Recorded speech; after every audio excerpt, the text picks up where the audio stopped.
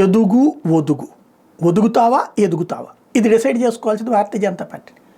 సుదీర్ఘకాలం పాటు భారతీయ జనతా పార్టీ కార్యకర్తల త్యాగాల ఫలితం ఇవాళ పదవులు పొందుతున్నటువంటి వాళ్ళ యొక్క ఓ రకంగా చెప్పాలంటే అనుభవిస్తున్నటువంటి అధికారం.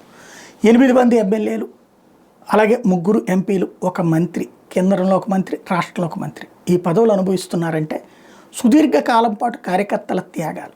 ఈ కార్యకర్తలు కోరుకుంటోంది భారతీయ జనతా పార్టీకి అధికారంలో వాటా కాదు, అధికారాన్ని అందుకోవాలన్నది. తెలంగాణ అందులో 50 అడుగులు ముందుకేసింది, ఆంధ్ర 50 అడుగులు వెనక్కేసింది. కూటమిలో జట్టు కట్టడంలో తప్పులేదు, కానీ ఇండివిజువల్గా ఎదగాలన్నటువంటి తపన, కసి లేని నాయకత్వాలు అయిపోయినాయి. పైగా తోక పార్టీలుగా ఉండేటటువంటి లేదా తోకలుగా తిరిగేటటువంటి వాళ్ళు మాత్రమే పదవుల్లో అందుకుంటున్నారు. పార్టీ ఎదుగుదల కోరుకునే వాళ్ళు పక్కన పెట్టబడుతున్నారు. ఇలాంటి సందర్భంలో Bharatiya Janata party next step Pawan Kalyan ముందు పెట్టి వెళ్ళటమా లేదా పవన్ కళ్యాణ్ వెంట నడవటమా, అది తెలుసుకోవాల్సిన సందర్భం.